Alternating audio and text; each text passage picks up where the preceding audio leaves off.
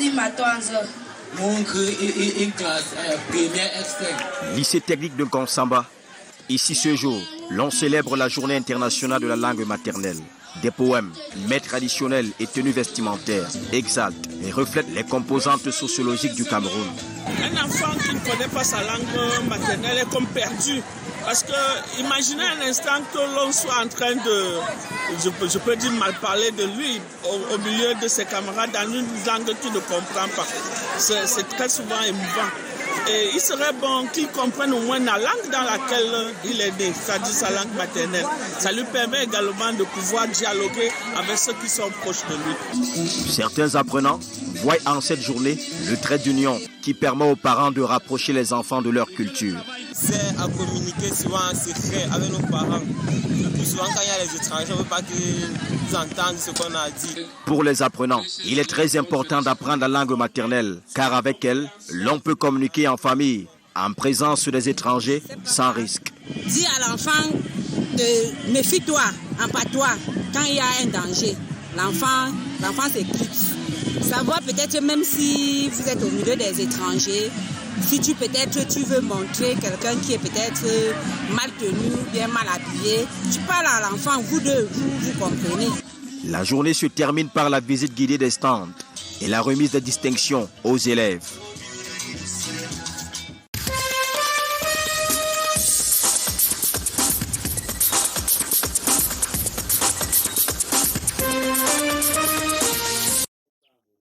Dans nos villages, la langue maternelle est souvent la première langue apprise à l'enfant.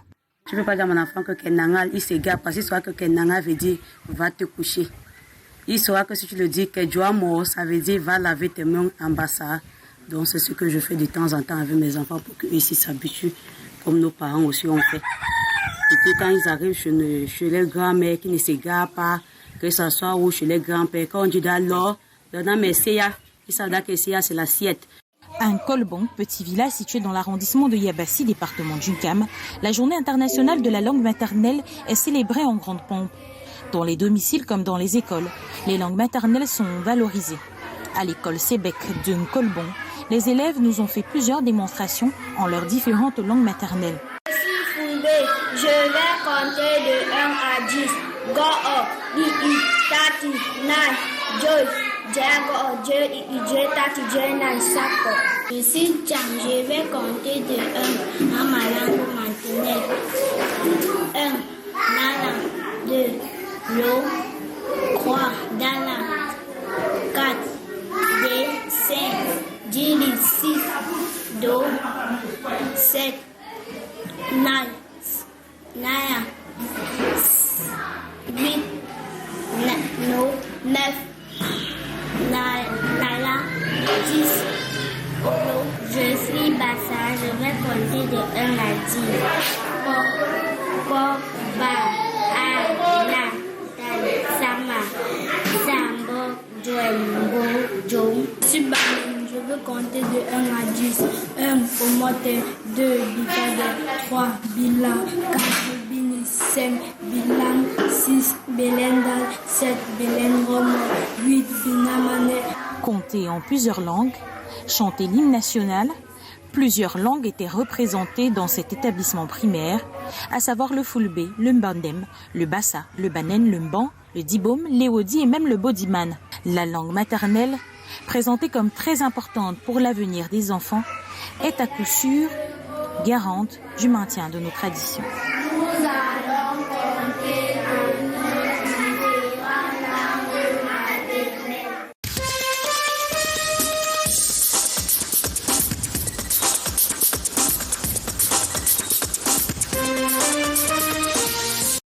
L'Association des hommes catholiques du Cameroun fait ses premiers pas dans la partie septentrionale, notamment dans la province ecclésiastique de Garoua. C'est à Guidère que la première escale s'est faite au petit séminaire Saint-Paul de Guidère. La suite, c'est à l'orphelinat de Bizarre. Les hommes catholiques ont communié avec les 127 pensionnaires. La délégation s'est ensuite rendue à Marois, au grand séminaire Saint-Augustin. Le message est le même aux futurs prêtres: adhérer à ce mouvement pour propager la parole de Dieu. Parce que nous devenons plus forts, pas seulement forts, plus forts. Le travail là où nous travaillons, L'homme du Dieu Saint Joseph devait être un exemple. Et dans notre société, partout où nous sommes, qu'un homme de Saint Joseph soit un exemple de plus de valeur. Et quand il y a ces valeurs, c'est une référence, c'est la paix et c'est la prospérité. Et c'est tout qu'on pouvait entendre de bon. Le point de chute, c'est à la cathédrale Sainte-Thérèse de Garoua. Une messe, une remise d'une stèle et l'accueil des nouveaux adhérents a résumé cette descente. C'est difficile de vivre la foi tout seul. Il y a beaucoup de tentations. Et quand on est à plusieurs, il y a toujours des tentations, mais on peut mieux les supporter. On est aussi assuré de la présence du Christ même, qui dit là où 2 ou 3, c'est de trouver à mon nom, je suis au milieu d'eux. Donc être membre d'une association, c'est bien un moyen pour renforcer sa foi personnelle. À retenir donc de la tournée dans cette province ecclésiastique du Nord que l'objectif de ces hommes de foi est d'évangéliser à travers la spiritualité.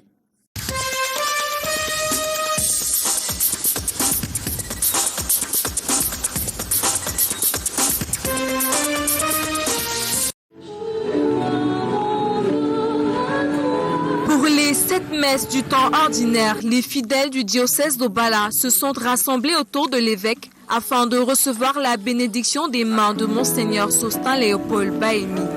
Ils ont profité de cette occasion pour suivre l'avancement des travaux de construction de la cathédrale du Mont Carmel. Nous devons tout mettre en œuvre pour que nous touchions tous les fils et filles de notre diocèse qui ne sont pas encore réellement. Avec la confiance en Dieu et la collaboration de tous les fils et filles de notre diocèse et des amis, nous allons porter ce projet ensemble.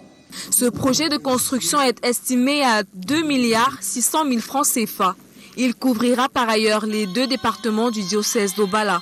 Les fils et les filles des départements de la Léquié et de la Haute-Sanaga ont ouvert une quête pour soutenir ces travaux avant la sortie de la messe.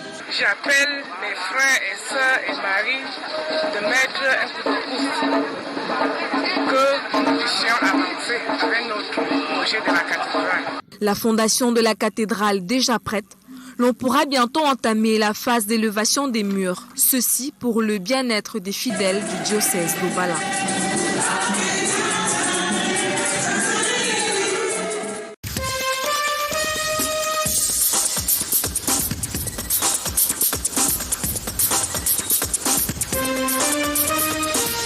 Le pays est en crise dans les régions du nord-ouest et du sud-ouest et combat également à l'extrême nord.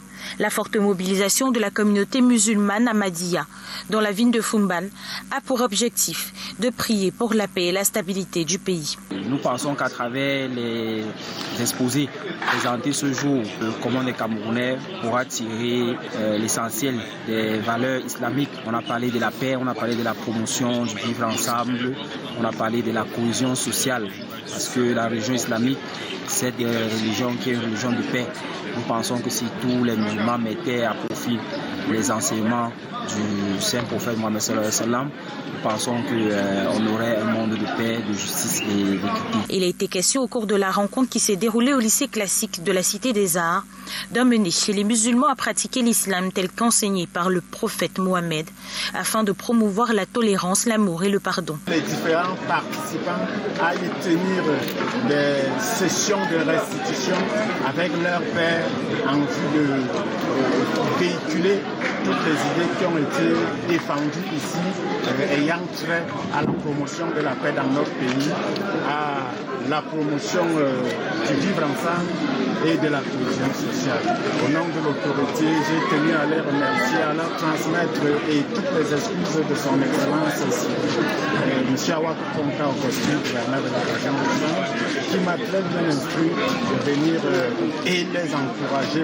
Les fidèles venus de Maroua, Garoua, Ngaoundéré, Mbagno ont tenu à dire non à la violence, aux guerres, à l'extrémisme, au terrorisme, oui au partage, oui à l'acceptation de l'autre. Placé sous le thème « L'islam comme religion de paix pour l'humanité », la conférence de Foumban a connu la participation de représentants personnels du gouverneur de la région de l'Ouest, la participation du 2e adjoint au sultan roi des Bamoun et celle du représentant du Lamido de Maroua.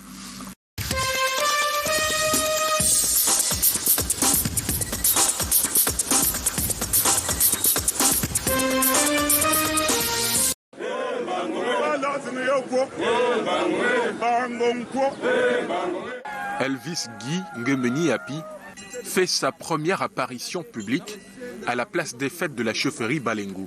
Après avoir passé 9 semaines d'initiation au LAACAM, le jeune monarque a pris ses nouvelles fonctions comme le 11e chef supérieur du groupement Balengu le 19 février dernier. Présidé par le préfet du département du Ndé, cette cérémonie a vu la présence de Célestine Ketia-Cortés, du représentant du gouverneur de la région de l'Ouest et les autorités traditionnelles et religieuses. Balengu regarde beaucoup de titres dans beaucoup de domaines. Ce que nous avons prôné pendant les préparations de cette cérémonie, c'est la fédération des énergies, un développement durable. Je pense que le a montré que nous étions un très grand département. Vous avez vu que les filles et fils du Ndé se sont réunis aujourd'hui pour célébrer ce nouveau chef. Le préfet Ernest Ewango Boudou a saisi cette occasion pour faire des recommandations au nouvel élu.